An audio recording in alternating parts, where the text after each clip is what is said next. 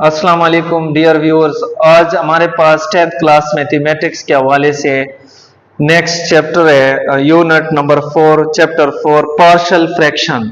ठीक है, unit number 4 या चैप्टर नंबर 4 लिख देते हैं। चैप्टर नंबर 4 आपके पास है पार्शियल फ्रैक्शन। पार्शियल फ्रैक्शन हमारे पास partial means many, fraction means मतलब बटे, एक से ज्यादा फ्रैक्शन बनाने को हम कहते हैं पार्शियल फ्रैक्शन। ठीक है ना। फ्रैक्शन की आपको पता है कि 3 काइंड्स होती है, एक वीडियो में मैंने इसको एक्सप्लेन किया हुआ है। ठीक है ना। उसके हमारे पास 3 मतलब है टाइप्स होते हैं, एक प्रॉपर फ्रैक्शन होता है, एक इम्प्रॉपर होता है और एक कंपाउंड होता है। ठीक है ना। प्रॉपर फ्रैक्शन वो होता है जिसमें ऊपर वाली छोटा और नीचे वाला बड़ा होता है, और जब पॉलिनोमियल की बात करेंगे तो ऊपर वाली डिग्री और नीचे वाली डिग्री की बात करेंगे। इम्प्रॉपर, इसमें ऊपर वाला बड़ा नीचे छोटा होता है। कंपाउंड, जब इम्प्रॉपर को हम प्रॉपर बनाते हैं तो इसको फिर कंपाउंड कहते हैं, डिवीजन के अमल से। ठीक है, तो ये हमारे पास क्वेश्चन हमेशा प्रॉपर हालत में होना चाहिए। ठीक है, तो पार्शियल फ्रैक्शन मोर देन मतलब एक से ज्यादा बटे बनाना। ठीक है, मोर फ्रैक्शन बनाना, पार्शियल मीन ज्यादा। तो इसके लिए हम क्या करते हैं, मतलब है कि इसके लिए 4 केसेस लगते हैं। ठीक है ना। तो केस नंबर 1 की बात करते हैं। Case 1, when Q of x, क्योंकि आपको पता है फ्रैक्शन क्या होता है, P बटा Q, इस फॉर्म में होता है ना। तो हमारे पास जो केस बनेगा वो डिनोमिनेटर, इसको न्यूमरेटर, ये डिनोमिनेटर है। When Q of x has non repeated and linear factors, जब वो कौन से फैक्टर्स कंटेन करें, नॉन रिपीटेड हो, ठीक है, और दूसरा क्या हो, लीनियर हो। नॉन रिपीटेड का मतलब x की पावर लीनियर का मतलब x की पावर 1 हो, यानी उसकी डिग्री 1 हो, x हो या y हो। और हमारे पास नॉन रिपीटेड का मतलब इसके अंदर कोई रिपीटिशन ना हो। ठीक है, तो इस केस को मैं एक्सप्लेन करता हूं 4.1 में। ठीक है ना। केस नंबर 1 करते हैं, फिर केस नंबर 2 जो है नेक्स्ट वीडियो में करेंगे, क्योंकि असल में इसके क्वेश्चन बहुत लेंथी है। तो इसमें आपको क्वेश्चन नंबर 1 से लेकर 5 तक आप देखें, 4.1 में पेज 78 पर है।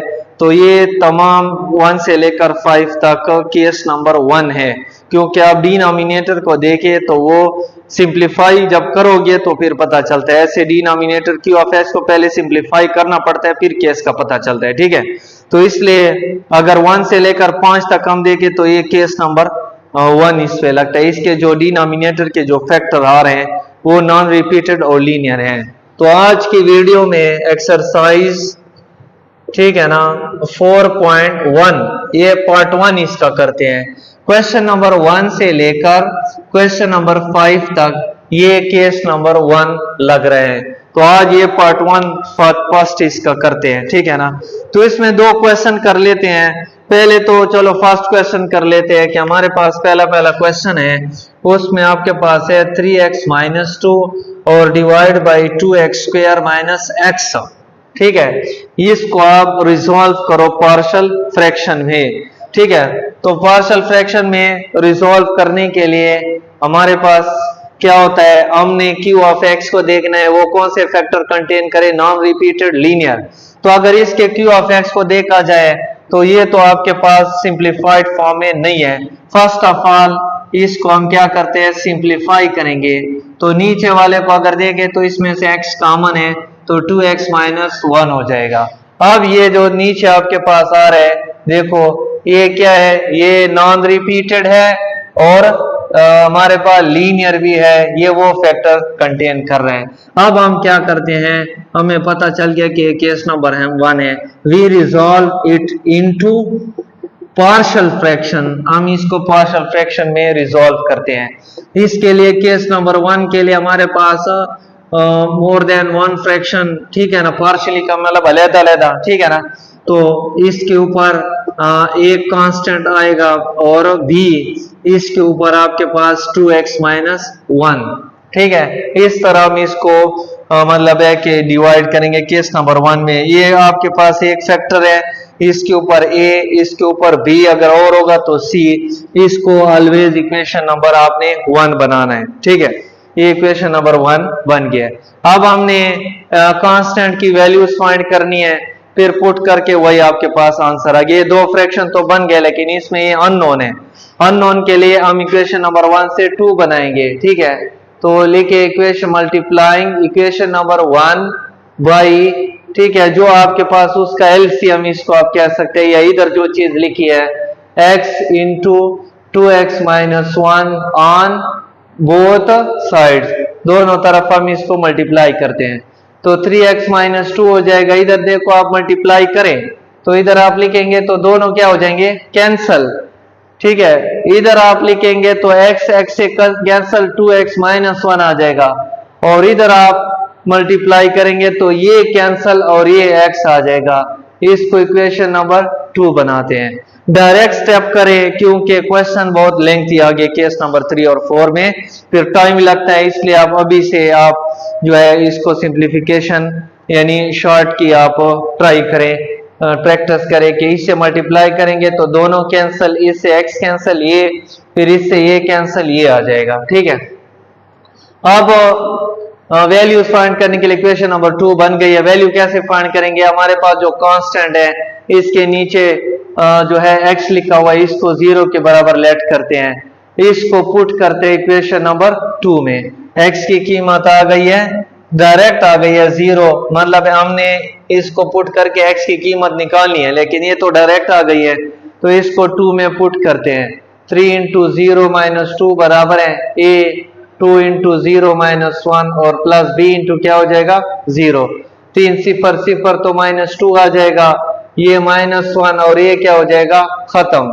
तो minus 2 is equal to a into minus 1, minus minus cancel, a की वैल्यू आपके पास आ जाएगी 2। फर्स्ट वैल्यू क्लियर है, ठीक है।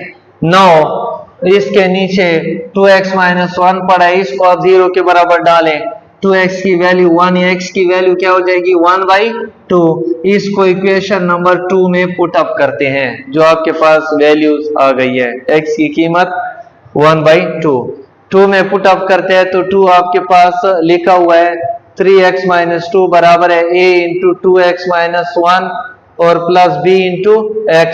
पुट करे 3 इंटू 1/2 माइनस का 2 is equal to a, 2 into 1/2 minus 1 और प्लस b इंटू 1/2, ये 3/2 हो जाएगा माइनस का 2, और ये 2 से कैंसल, 1 माइनस 1 आ जाएगा ये, ठीक है, और प्लस b इंटू क्या हो जाएगा 1/2। ये 1 से क्या हो जाएगा कैंसल, 3 इसका एलसीएम आ जाएगा 2, तो ये 3 और माइनस 2 दूने 4, ये 0 हो जाएगा और ये 1/2, ठीक है। 3 माइनस 1 नफी 1/2 और ये b इंटू ये 1/2 आएगा, ठीक है। ये हमारे पास नफी 1/2 ये इधर जाएगा तो 2/1 b, 2 से कैंसल, b की वैल्यू -1 आ जाएगी, ये -1। Put the value of 1 and 2 in equation number 1, a और b की वैल्यू इक्वेशन नंबर 1 में पुट करते हैं। 3x minus 2 divide x into 2x minus 1, a की वैल्यू आपके पास कितनी है 2 डिवाइड बाई x, और प्लस b की वैल्यू कितनी है हमारे पास -1 है, तो प्लस माइनस क्या हो जाएगा -2x माइनस 1। यही हमारे पास इसका रिक्वायर्ड आंसर है, ठीक है। नेक्स्ट क्वेश्चन की तरफ जाते हैं। नेक्स्ट हमारे पास 4.1 में एक और क्वेश्चन कर लेते हैं। उसमें हमारे पास ये क्वेश्चन नंबर 4 कर लेते हैं, ठीक है ना। क्वेश्चन नंबर 2 में भी सिंप्लीफिकेशन है डिनोमिनेटर की, 3 में तीसरा फार्मूला लग रहे हैं, 5वां तो बहुत इजी है, चौथा कर लेते हैं, ठीक है। चौथे में हमारे पास है question number 4.1, x divide by x square plus 4x मनफी का 5, ठीक है। इसको आप क्या करें रिजॉल्व करें इनटू पार्शियल फ्रैक्शन में। डिनोमिनेटर को अगर देखा जाए तो सिंप्लीफाइड फॉर्म में नहीं है, ठीक है ना। पहले इसको हम सिंप्लीफाई करते हैं, सिंप्लीफिकेशन के लिए क्या करेंगे, इसकी फैक्टराइजेशन करेंगे, जाहिर बात है। तो ये 515 जरा करके 5 ऐड करेंगे 4 एक्स स्क्वायर प्लस का 5x मनफी का x मनफी का 5 5 के 5 प्लस 5 -1 जरब करे प्लस -5 आता है और ऐड करे प्लस का 4 आता है। ये दो, इसको कहते हैं मिड टर्म ब्रेकिंग। ये मिड टर्म ब्रेक हो गया है, ठीक है, क्योंकि ये मतलब है सिंप्लीफाई नहीं है। फैक्टर केस के लिए अभी फिलहाल पता नहीं है कौन सा केस है, तो पहले सिंप्लीफाई करेंगे फिर पता चलेगा। इसमें से x कॉमन लेंगे, इसमें -1 कॉमन आ जाएगा, ठीक है, इज इक्वल टू ब्रैकेट के सेम है, इसको एक और इसको आपस में कंबाइन कर लेंगे, ठीक है। तो अब केस के लिए रेडी है। तो केस नंबर 1 है, नॉन रिपीटेड लीनियर है, तो इधर लिखे we resolve it into partial fraction में इसको रिजॉल्व करते हैं। रिजोल्यूशन के लिए आपको पता है x प्लस 5 है और इनटू क्या है x माइनस 1। ए x प्लस 5 के ऊपर a आएगा और प्लस x माइनस 1 के ऊपर b आ जाएगा। इसको इक्वेशन नंबर 1 कहते हैं, ठीक है। इसके ऊपर a, इसके ऊपर b, अगर और होगा तो c। अब a और b की वैल्यू फाइंड करने के लिए हम क्या करते हैं, मल्टीप्लाइंग, जिस तरह हमने पहले बनाया था। इक्वेशन नंबर 1 किस से मल्टीप्लाई करते हैं, इसका जो आपके पास एलसीएम जिसको हम कह सकते हैं, या ये जो आपके पास पड़ा है ऑन बोथ साइड, दोनों तरफ हम इसे मल्टीप्लाई करते हैं।